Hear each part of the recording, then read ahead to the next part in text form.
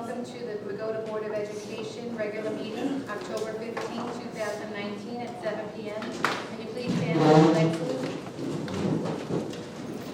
I pledge allegiance to the flag of the United States of America and to the republic for which it stands, one nation, under God, indivisible, with liberty and justice for all.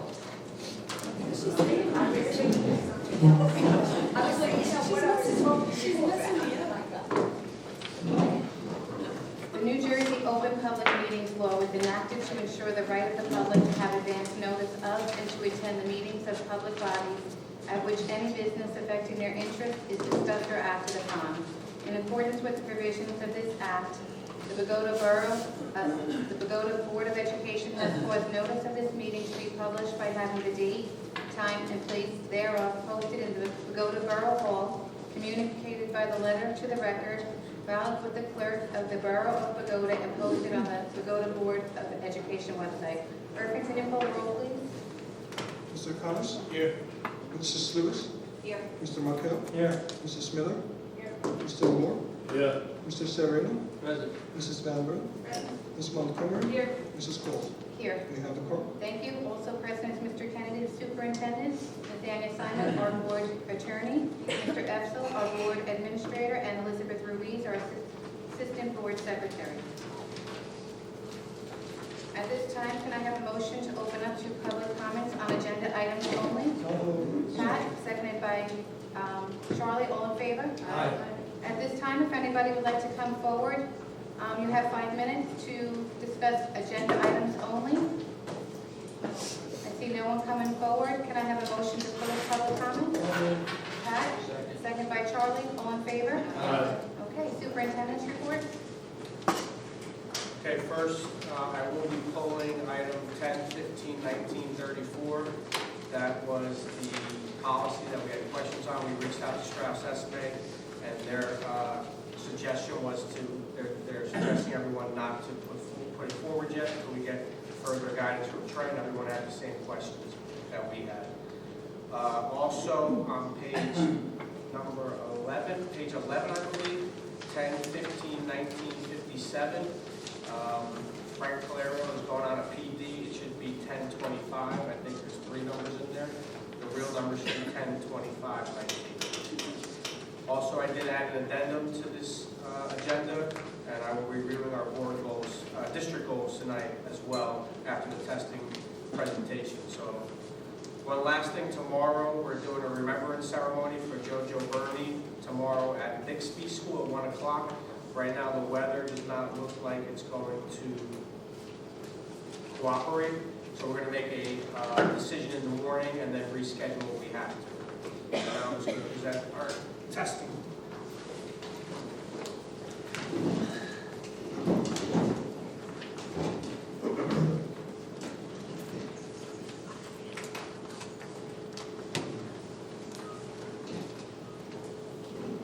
So just a quick refresher, it is now NJSLA. It's not park testing anymore, but it's still the same type of test online.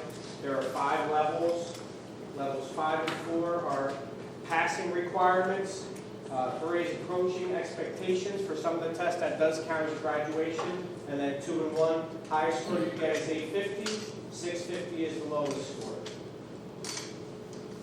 Last year was something new. 11th graders did not have to take the test. It was something that they agreed upon as a settlement agreement, because they're saying the test shouldn't be given this way because it's not written into law yet. So right now, we offered 9, 10, no 11th grade ELA, but we offered in the high school Algebra 1, Geometry, and Algebra 2. Algebra 2 is for sophomores that were advanced math students, so they did take the Algebra 2 test. So that is something you will see.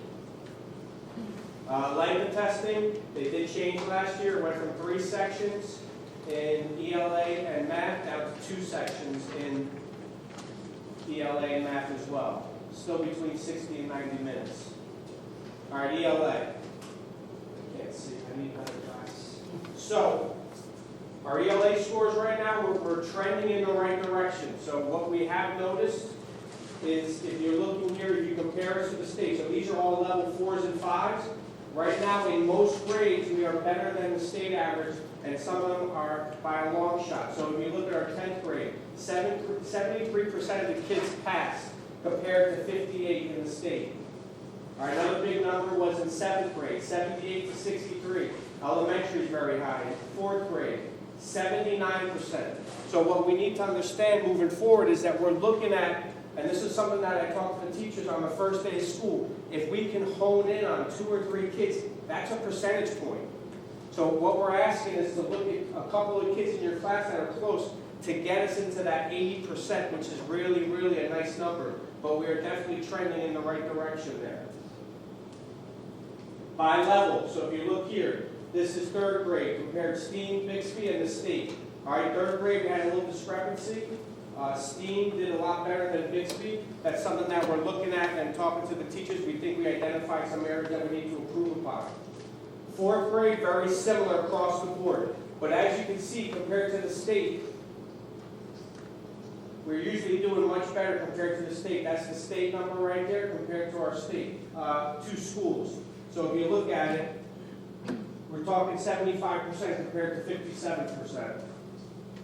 5th grade, same thing. Now Bixby here did a little bit better than STEAM. So we're talking a few kids, a few special ed students that make the difference between like a 57 and a 63, a 70%. 6th grade, same thing. STEAM a little bit better, but not much. Very comparable, but much better than the state. 7th grade, this is where we had a couple years ago, teachers out on maternity leave, teacher was back. All right, so she came in, did a tremendous job this year, and really did a good score with 68% of her kids got a 4 or 5. All right, so this is what we're talking about, having continuity. 8th grade, first-year teacher. When we took Mr. Chang down below, we had to find a new teacher there. But we like the promise of what's going on there, and she's taking the recommendations to improve. 9th grade, better than the state, 61 to 55%. So these are all level 4 and 5 kids compared to the state. 10th grade, 73% compared to 58%. So when you compare us to the state, we're doing much better than the state average right now.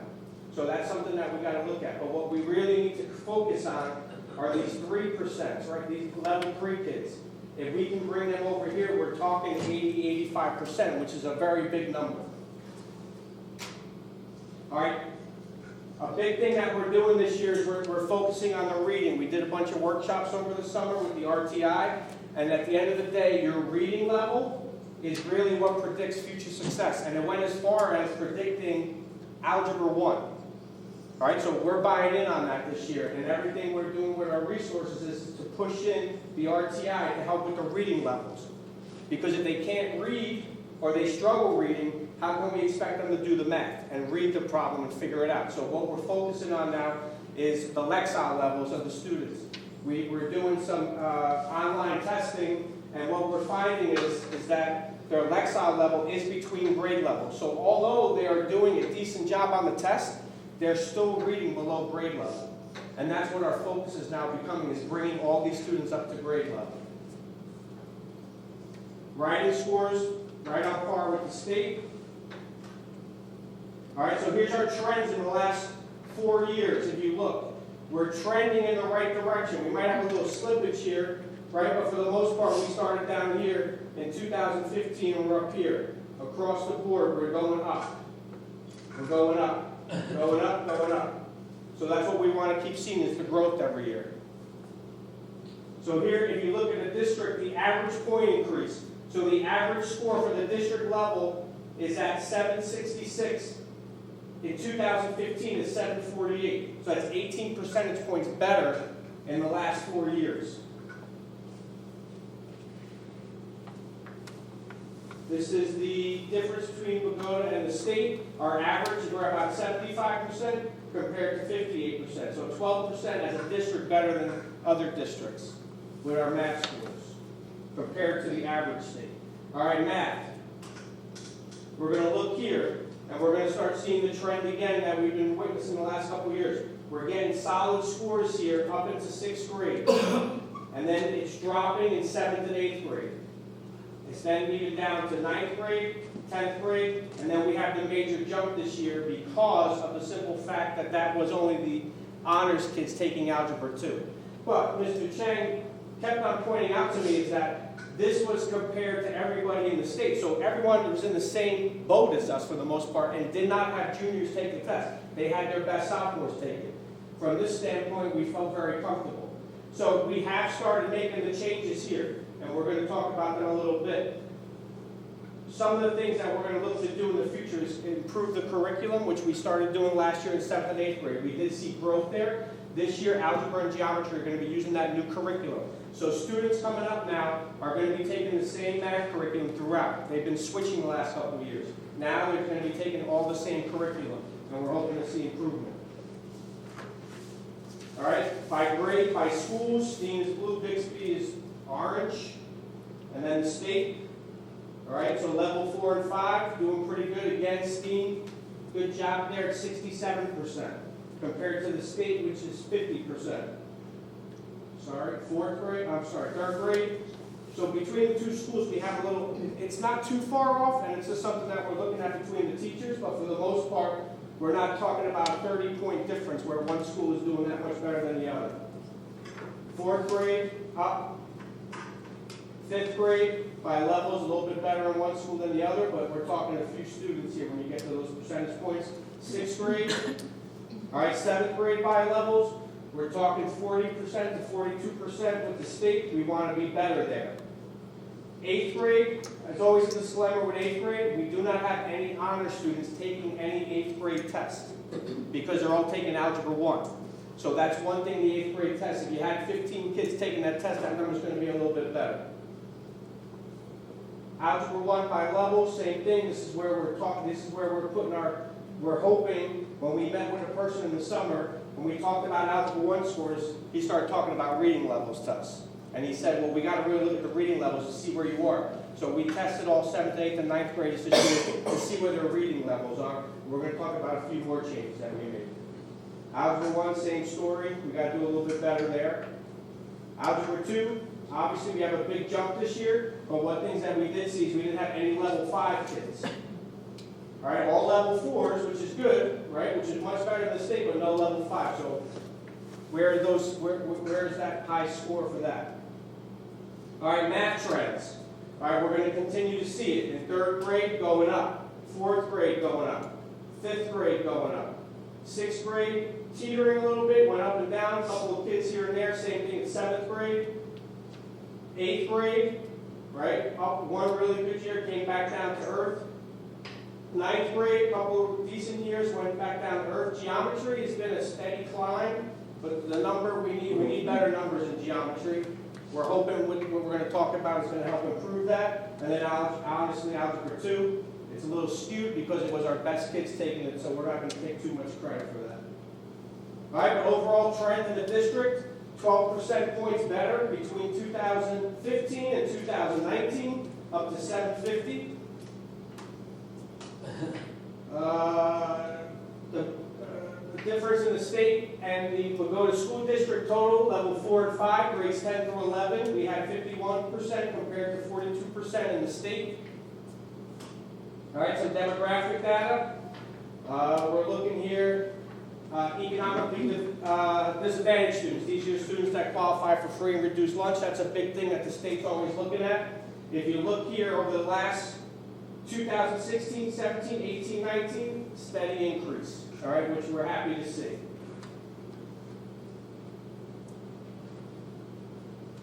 Same thing over here, math passing. Steady increase, a lot better than 1 year, but it's still from here to here moving up and it's trending in the right direction. General adverse special ed, this is something that we're really starting to look at. So if you look at these right here in front of you, right, our greens are our special ed students. All right, those are our general ed students, 18, 19, and then this is the state average. So if we can work on some of the special ed students' classes that we're working in and pushing into, if we can get a couple more of these kids to start performing, that's a big difference in raising up our averages, but also how many kids pass. So if you want to go from a 65 65 to a 72%. So that's something that we're starting to look at in our subgroups. Same thing in math. All right, that was ELA. This is the math part. All right, general ed, special ed, state averages. All right, so you see the yearly average going up. All right, so something that we're going to continue to look at. Demographic. The one thing that we can say here in Bogota, no matter what nationality you are, we're all in the same area. There's not a major difference between one and the other. The one thing that we have to really consider is with our populations, the Asian and the African American populations, we don't have a lot of students there, so those numbers could be skewed because we're only talking so many students. But when you compare Hispanic and white students, very similar from year to year. Math demographics, the same thing. What we did like about seeing this is that we're seeing it's increasing from year to year, going up, going up. So we're building off of something. All right, graduation requirements. So the state, like I said, has different things to pass. So in ELA 9 and 10, it's 750. ELA 11, it's 725. We don't have to worry about that anymore. But last year, students taking ELA 9, 61% met their graduation requirement already. That's total pop. Same thing with 10th grade. 73% have met their graduation requirement as a freshman. Math, same thing. Algebra 1 is 750, Geometry 725, Algebra 2 725. So Algebra 1, not a great year. We had 44% meet 2018, only 28% 2019. We're hoping now moving into this curriculum that's going to improve. In Geometry, 2018, 56%, up to 60% in 2019. And then obviously every student that took Algebra 2 this year met their graduation requirement. All right, last 3 years, we had 5 students here in 2017 get perfect scores. In 2018, 15 kids got perfect scores, 11 in ELA, 4 in math. And then in 2019, 15 kids again got perfect scores. I mean, they got an 850 on the test. Nothing wrong. That's excellent. The problem is that we're losing some of those 9th, 8th graders is what we're losing. And we're losing 4 or 5 kids. They're getting into the academies every year because they're doing such a good job. So it's like we want credit for them, but then they leave us. So ELA trends, same thing. State, 46 to 58, that's the state. We are right up here, going to 70%. That's the passing rate trend. So that's good. Math, a little lower, 42 to the state, 48. But as you can see, a little increase, a little dip here in 1 year, but right there. All right, the other thing that's new this year for QSAC, we got to discuss 2 other tests that we take, the Access for Ls. I'm just going to give you a brief summary of what that is. But our ESL students have to take the Access for Ls. And what that is it's state mandated, and that's how they get out of the ESL program. They have to score a certain score, and that's how they graduate out of ESL, and they move on. There's 4 sections of the test: reading, writing, speaking, and listening. All right? I would try to explain all this to you, but is this going to be, at the end of the day, they have to get a certain score. I think 4.5 is the composite score they have to get to pass. So when that comes through, they are able to move on to out of ESL classes. So you're not going to see a lot of passing scores here because once they pass, they leave the program. So when students pass, they're no longer in. So when you see an average here, we might have 3 or 4 kids pass the test and be out of 5, but then we have some lower kids, and when the average is out, you don't get a true indication of what it is. All right, but just for our numbers, this year, 2018, 19, number of EL students total, pretty even in all the schools. For the district, about 61, 62 kids. This year, 62 kids. As of a week ago when we did this, we might have got a transfer to it. Number of kids exiting the program each year. This is last year, 2019. Bixby had 1, Steen had 2. The high school had 4. Obviously, as they get older, they exit out of the program. All right. Another DLM test is what we have to give to out-of-district students they have to take. And these are for students that have the most significant intellectual disabilities. The state requires us to give them some type of testing because these are students that are not required to take the state testing. They're just going to have a tough time sitting there and doing that, some of them. So these are all out-of-district students that take this test. And it's very similar to what you remember New Jersey ASP being grades 3 through 8 and grade 11 being HESPA. Very similar there with science assessments in 5, 8, and 11. Last year we had 6 kids, I think, take it. ELA and math and science emerging. We had 1 approaching target, 1 at target in ELA. Okay, so overall, to sum this all up, what we're seeing in ELA, the overall passing percentage, writing performance scores, reading performance scores, are all growing and surpassing the state average, so that's the good news. 12% overall ELA versus state, so doing better than the state. Positive growth in ELA subgroups. All right, challenges. We did recognize 2 grade levels that need to be identified that need some improving. All right, so we're going to work with those teachers and work with the administrators to help that. So we also talked about before, although we're doing some decent scores on the NJSLA, our reading scores in the schools, we're seeing a disconnect. So that's something that we're looking further into. So going forward, we're going to continue. So if we have 3rd grade or 4th grade teachers, 5th grade teachers in one building doing a good job, we're going in and checking out what they're doing, and we're getting those teachers together to see who's doing what and who can help each other. The other big thing that we're doing is the RTI. And that's where we're pushing in and really helping these kids that are struggling with reading. So that's a work in progress, and we're going to have more data as we move on in the future. All right, so that's the ELA math. We're going to talk Algebra 2 growth from last year, 24% versus the state. We're saying that we know that it is skewed because it was our best kids taking that, but everyone else was in the same boat taking that test. So that was good for us. Overall, 9% math versus district, and that's with some low scores in some of the upper grades, and positive growth in the math subgroups. All right, some challenges. We said Algebra 1 we know we need to continue to work on, and below average in geometry versus the state. So, moving forward, right, one of the big things that we're going to be looking to do to implement next year is change our policy, because right now, students in 3rd through 8th grade can fail math every year and not have to go to summer school. Our policy requires if a student fails one class, not to have to go to summer school. So they can fail math every year until they get to high school and not pass a math class. That's something that we have to change. So that's something that we're going to go to the policy committee with and hopefully get that on, that we can get that moving forward, so that we will require students that fail math or English to go to summer school. That's a big thing that we have to look at. Because even if they fail 2 classes, they can fail math and a science, math and an English, math and a social studies, they don't ever go for math. So we got to make sure that we say, we are offering summer school here, we need to help you with this math, because at the end of the day, it catches up in 9th grade, and that's why we think this is a problem that's catching up later, and this is something that we're hoping to change.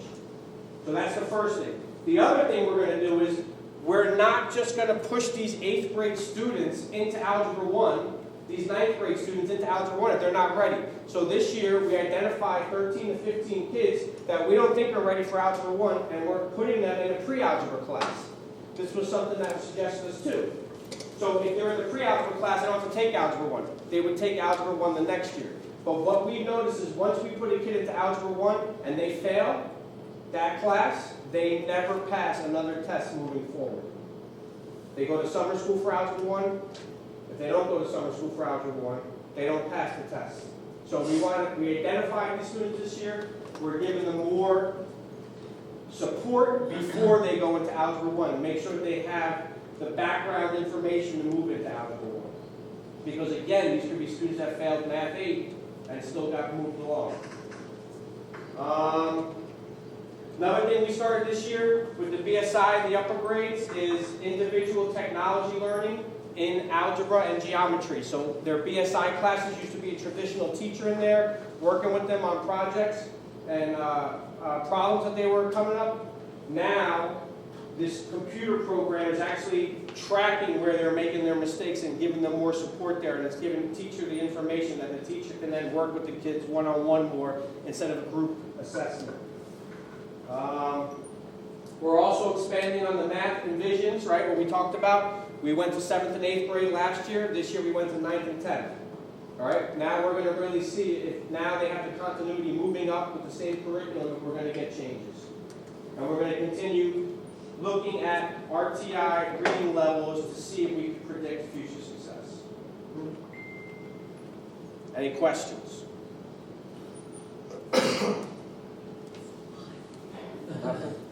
All right, I just want to go into real quick, because I got you here, just review the district goals. Mr. Kennedy, I have one question. Yes, I'm listening. And I'm not sure. One of the concerns every year is when the kids graduate 6th grade, I know we lose some of our highest performers.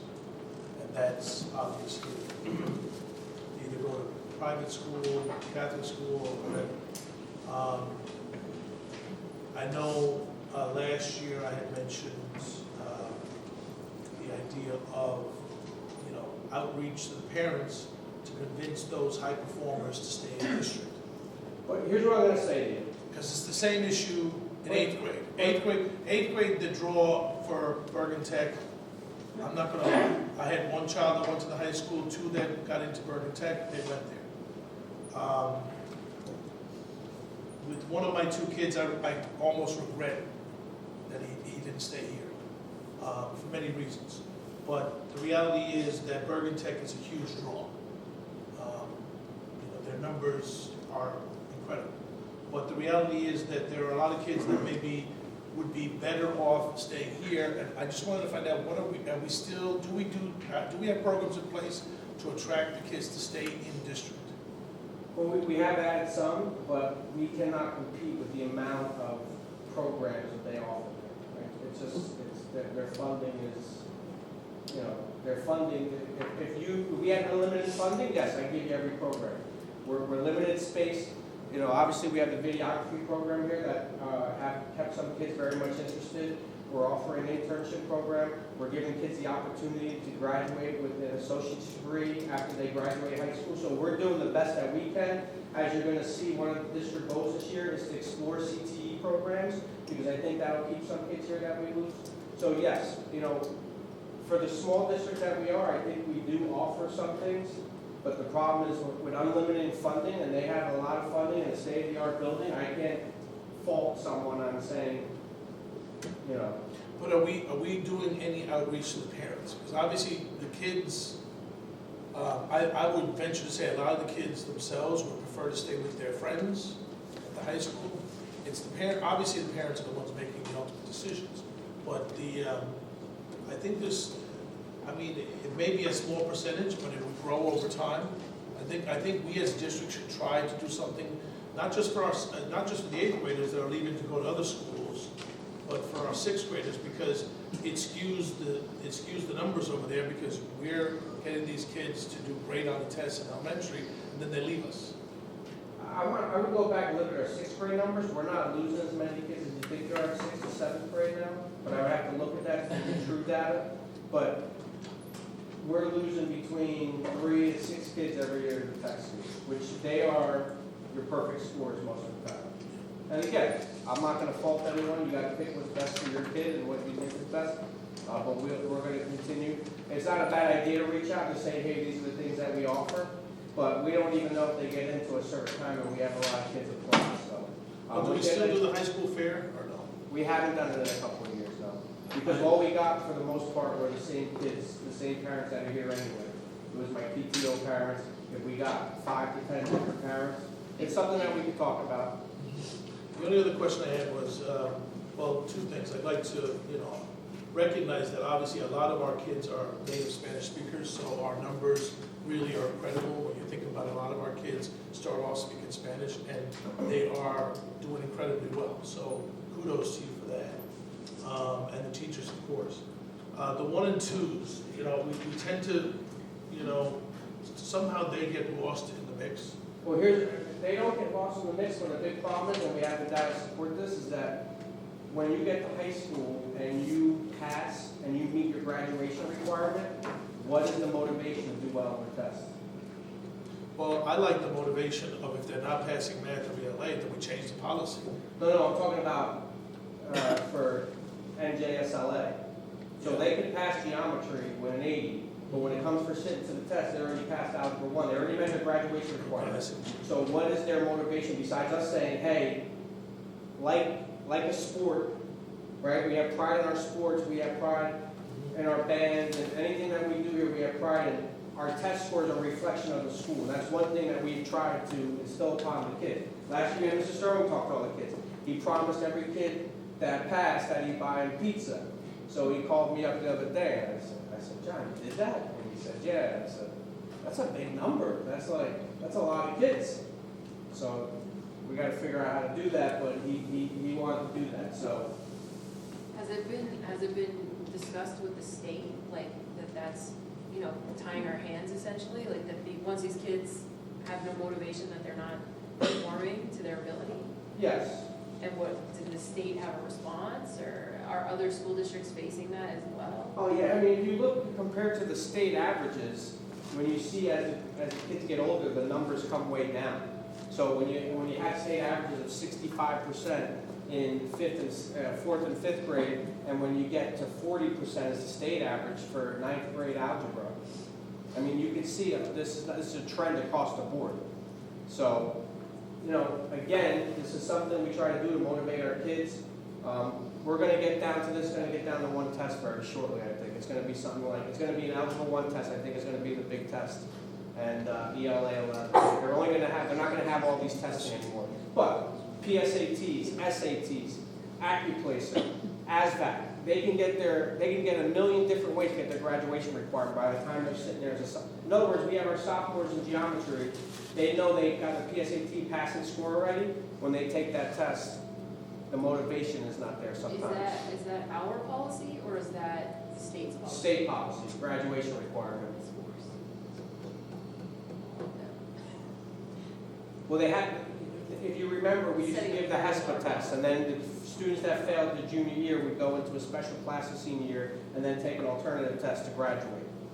So they had to offer alternative methods to graduate. So PSAT, SAT, these things is what they came up with.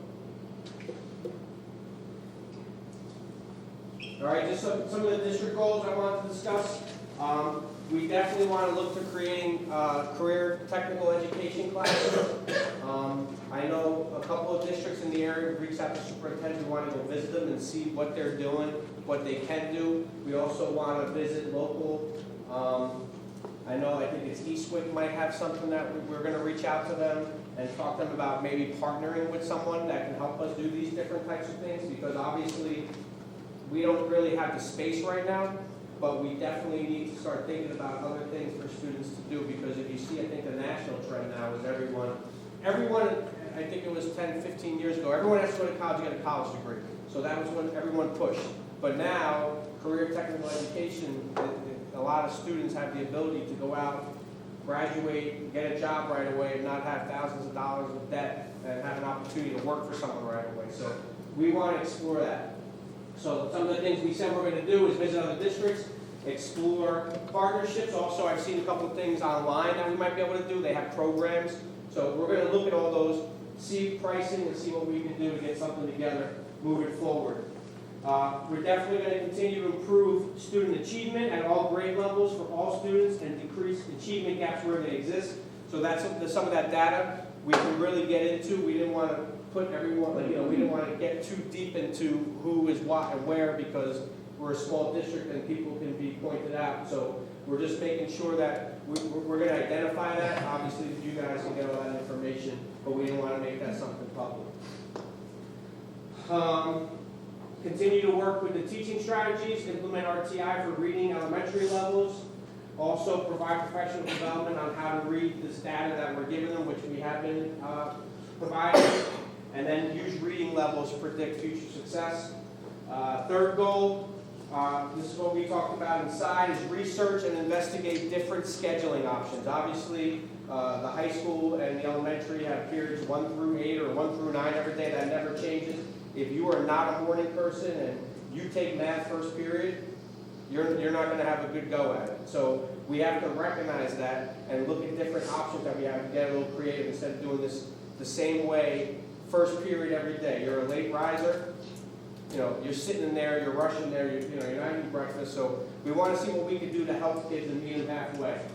But also we want to look at what we could do scheduling wise in the elementary and implement some intervention periods and free up our teachers somehow. So we're going to look. We've talked to some districts already, what they do. We want to get a scheduling committee together and see if this is something that we can do moving forward. Fourth one, improve community relationship through effective communication and collaboration at events that bring the two together. So what we want to start doing is partnering with more stakeholders in the community. I thought last year when we did the town hall meeting for security, that was a great thing that we got the word out. So I think what we want to do moving forward is get a couple more of those going on important topics. Obviously, at the end of this month, we got the vaping presentation that we're working with AXA and the Bergen County Coalition. So we want to look to do more of these things for more presentations to inform our parents. The other thing we're going to look to try to get up and running is in spring is that adult classes. So we got some good data on that. We're going to try and get a schedule out, see if we can get people to sign up. But we would like to get some adult classes in the spring too and offer our parents something in the community. More stuff on social media and obviously newsletter. We want to do a better job of pushing out newsletters. So I got one. I got sent to the press today, the printer today. So hopefully that'll be out in a week. But people are misinformed sometimes about some of the things that we're doing up here, and because they just don't know. So I think it's important for us to really hit on some key points, saying, yeah, this is what the money that your taxes is paying for. So people, when we had that town hall, security, not an issue. All right, well, here's all the money that we put in security for our students, so everyone can see that type of stuff. And then the last one we did talk about was school security. All right, so we have done a great deal, but that ball is always rolling. So I know some board members had questions about what we could do for windows and doors, also what we can do with our entrance and visitors policy. So we want to make sure we continue exploring those type of events. And if something is feasible and we can afford, I know Irfan already reached out for a quote, I think, on the film, on the windows, correct? So we're already moving in that direction to see what these things are going to cost and then we can make it work. And then continue, the one thing I have to say is the communication between the chief of police and myself, and we have meetings with these class 3 officers. I had them coming up for the school violence awareness week, and they're going to come up and do a panel here. So we've had very good communication, and we're meeting and talking and texting and making sure that our needs and what we're doing up here, and they're helping us out when they can and what they need to do to make sure that we're safe every day. And that is it. So those are the district goals that I propose. I got some input from people along the way over the last couple of months at committee meetings and through email, so that's what I got.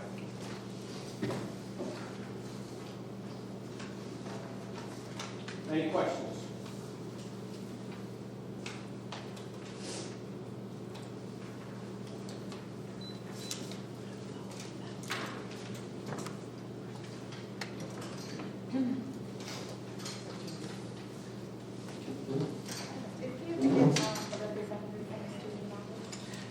We do have someone.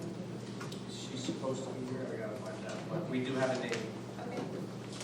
All right, we're going to go on to the approval of minutes for September 10th, 2019 work session meeting and September 17th, 2019 regular meeting. Can I have a motion? Pat, seconded by Kathy. Anyone have any questions? I just want to say I congratulate Lizzie on the minutes on September 17th. Everybody voted 12,000 different ways. So it was a paragraph, would be one. That's all. That's a lot. Thank you, Lizzie. All right, anybody else? No? Okay, Irvin, can you pull a roll, please? Mr. Connors? Yes. Mrs. Lewis? Yes. Mr. Marquardt? I refuse on the 10th, and yes on the 17th. Mrs. Miller? Yes. Mr. Moore? I recuse on 10th and yes on 17th. Mr. Severino? Recuse on the 10th, yes on the 17th. Mrs. Van Buren? Yes. Ms. Montgomery? I also recuse on the 10th and yes on the 17th. And Mrs. Cole? Yes. Motion carried. Thank you. Okay, we'll move on to policy 1015-1901 to 1015-1940, and we're going to pull 1015-1934. Can I have a motion? Pat, seconded by Charlie. Yes. Could I make a request that we could split voting to some are first meetings and second meeting, so they're identified specifically? The 1 through 27 is second meetings, we do 1 through 27 is the second meeting. Okay. And then the balance for the first meetings, there's a different shutdown this year. Okay, so 1 through 27 is second. 28 through 40 is the first meeting. Thank you. Okay, so we'll do 1015-1901 to 1015-1927. Any discussion on that? That's not a motion. Oh, a motion on So moved. Pat, second by Charlie. Discussion on those? No? Irving, can you pull the roll? Mr. Connors? Yes. Mrs. Lewis? Yes. Mr. Marquardt? Yes. Mrs. Miller? Yes. Mr. Moore? Yes. Mr. Severino? Yes. Mrs. Van Buren? Yes. Ms. Montgomery? Yes. Mrs. Cole? Yes. And now we're going to go on to 1015-1928 to 1015-1940. Can I have a motion? So moved. Pat? Seconded by Amanda. Anyone have any discussion? No discussion. Irving, can you pull the roll? Mr. Connors? Yes. Mrs. Lewis? Yes. Mr. Marquardt? Yes. Mrs. Miller? Mr. Moore? Yes. Mr. Severino? Yes. Mrs. Van Buren? Yes. Ms. Montgomery? Yes. Mrs. Cole? Yes. Motion carried. Thank you. Move on to education, 1015-1941 to 1015-1958. Can I have a motion? So moved. Pat, second by Charlie. Any discussion? No discussion. Irving, can you pull the roll, please? Mr. Connors? Yes. Mrs. Lewis? Yes. Mr. Marquardt? Yes. Mrs. Miller? Yes. Mr. Moore? Yes. Mr. Severino? Yes. Mrs. Van Buren? Yes. Ms. Montgomery? Yes. Mrs. Cole? Yes. Motion carried. I'm going to do the addendum now on education, 1015-1985. Can I have a motion? Motion. Kathy, second by Mike. Any discussion? No discussion. Irving, can you pull the roll, please? Mr. Connors? Yes. Mrs. Lewis? Yes. Mr. Marquardt? Yes. Mrs. Miller? Yes. Mr. Moore? Yes. Mr. Severino? Yes. Mrs. Van Buren? Yes. Ms. Montgomery? Yes. Mrs. Cole? Yes. Motion carried. And we have, to add more to education, 1015-1959, 1015-1961. Can I have a motion? So moved. Pat? Second. Second by Charlie. Any discussion? No discussion. Irving, can you pull the roll, please? Mr. Connors? Yes. Mrs. Lewis? Yes. Mr. Marquardt? Yes. Mrs. Miller? Yes. Mr. Moore? Yes. Mr. Severino? Yes. Mrs. Van Buren? Yes. Ms. Montgomery? Yes. And Mrs. Cole? Yes. Motion carried. Move on to personnel, 1015-1962 to 1015-1966. Can I have a motion? So moved. Pat? Second? By Eileen. Any discussion? No discussion. Irving, can you pull the roll, please? Mr. Connors? Yes. Mrs. Lewis? Yes. Mr. Marquardt? Yes. Mrs. Miller? Yes. Mr. Moore? Yes. Mr. Severino? Yes. Mrs. Van Buren? Yes. Ms. Montgomery? Yes. Mrs. Cole? Yes. Motion carried. Okay. Yes, 61. Say that again, Charlie? Yes, 61. Did I just say 61? I had you said 59. 59, I may have heard you. Yeah. Yeah. I heard 59 to 61. Okay. I said 61. Okay. Okay, sorry. That's enough. Okay, so we'll move on. You got everyone told, Lizzie? Yeah, okay. Move on to finance. 1015-1967 to 1015-1980. Can I have a motion? So moved. Pat? Second. Second by Charlie. Any discussion? No discussion. Irvin, can you call the roll, please? Mr. Connors? Yes. Mrs. Lewis? Yes. Mr. Macchio? Yes. Mrs. Miller? Yes. Mr. Moore? Yes. Mr. Sereno? Yes. Mrs. Van Buren? Yes. Ms. Montgomery? Yes. Mrs. Coles? Yes. Motion carried. Okay, we're going to add 10/15/1981 to 10/15/1984 to the finance. Can I have a motion? So moved. Pat, second by Charlie. Any discussion? Yes. I'm just curious, how many buses do we have? No, this is, we never put it on the agenda, I believe, that's why. This is the one we purchased summer, that's why we got the plan. Yes, two.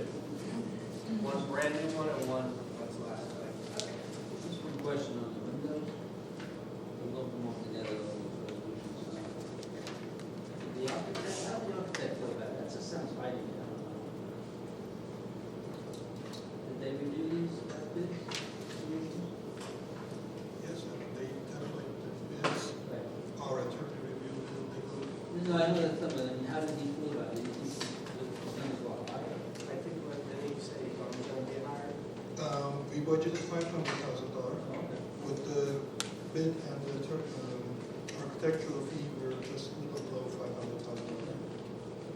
All right, thank you. Just a urgent question. The gymnasium windows, that's what we're replacing too, correct? Correct, That's in fixed. Yes. yes. Okay, Irvin, can you call the roll, please? Mr. Connors? Yes. Mrs. Lewis? Yes. Mr. Macchio? Yes. Mrs. Miller? Yes. Mr. Moore? Yes. Mr. Sereno? Yes. Mrs. Van Buren? Yes. Ms. Montgomery? Yes. Mrs. Coles? Yes. Motion carried. Okay, thank you. We'll move on to committee reports. Does anybody have any committee reports? Yes, Amanda? so the negotiations committee met earlier this evening, and we started discussing some talking points to get the ball rolling with the BEA, and we're gonna get some dates together, and we'll have our first meeting with them, hopefully soon. And then we also had a finance meeting, which is, Kathy pointed out the bus just now. It was recommended by the auditor that we approve those types of purchases for record keeping. And also, the auditor had nothing but glowing reviews for our beautiful, our staff and our business administrator and his staff, that we are in excellent shape, that we're not spending more or losing more, and he'll give us the full review later on, but that we are in excellent condition. And I think that was it. Did I miss anything? No, that's pretty much sums it up. All right, thank you. Boy, money goes a long way, huh? I really appreciate our board support and also the leadership, Mr. Kennedy's support, and also our board office members. They're working great. That's how we come to this point. Anybody else have any committee reports? No? Okay, does anybody have any new business? No old business? Any new business? I had a thing, I wanted to know if there was talks of anybody running for board, and then last year, Kathy, you guys did it at the facility? Oh, yes, I'm sorry. Yeah. As far as speaking, You did it at the PTO meeting? high school, directors, You that's had the put up- candidates night. Oh, I did reach out. I did Oh, reach okay. out. So I reached out to the PTO president, Pico Cabrera, and Lechuga, I think Doreen Lechuga, Uh-huh. and they usually have it. I'm assuming by now, they usually have it. They weren't aware that they had to run it this year. I guess because, Well, I think last year, you asked. I thought they did it. No one asked if I talked to them? They invited. Yes, They voted on it. they've always, that's what I Used thought. to be all the PTOs down together. It's been past practice that the PTO has always ran a, meet the candidates night. So I did express I was disappointed that it wasn't gonna be held. They said they are gonna, it's not definite that they're not gonna have it, they're gonna try to have it, but they didn't realize that it was up to them to run it. So right now, there's no date and I don't know if they're going to have it, so. That's it.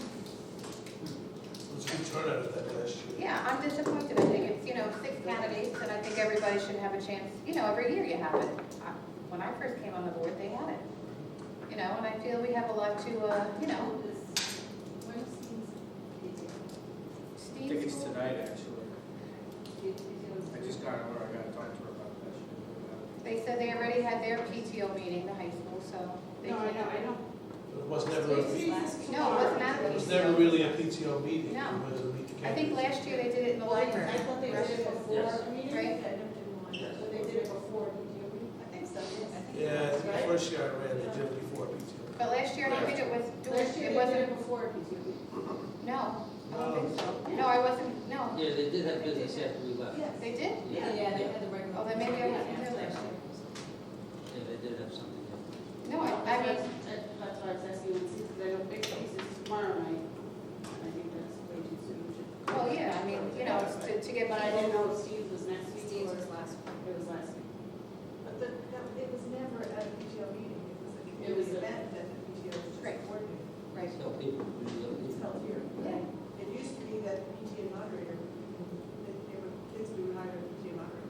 Is there any way they could do it an hour earlier, maybe do something at 6 for the baby? Like I said, I don't want to, I'm not going to ask. I reached out, so if anybody wants to reach out to them, since I'm a candidate, I don't want to be pressuring them to do it. So if anybody wants to reach out to them, I feel it's important to hear, so just email the PTO and ask. I know a couple of candidates have asked already, so You know, I saw, so that's why I was. that's it. But I did reach out. So anybody else have any new business? No? Okay, at this time, can I have a motion to open up to public comment? So, Pat, seconded by Charlie, all in favor? Aye. Okay, at this time, if anybody would like to come forward with any public comments? No? Okay. Motion. Motion to close public comments. Charlie, seconded by Mike, all in favor? Aye. We need to go into executive session? No? Oh, okay. Can I have a motion to adjourn? Motion. Pat, seconded by Kathy, all in favor? Aye. Thank you for coming.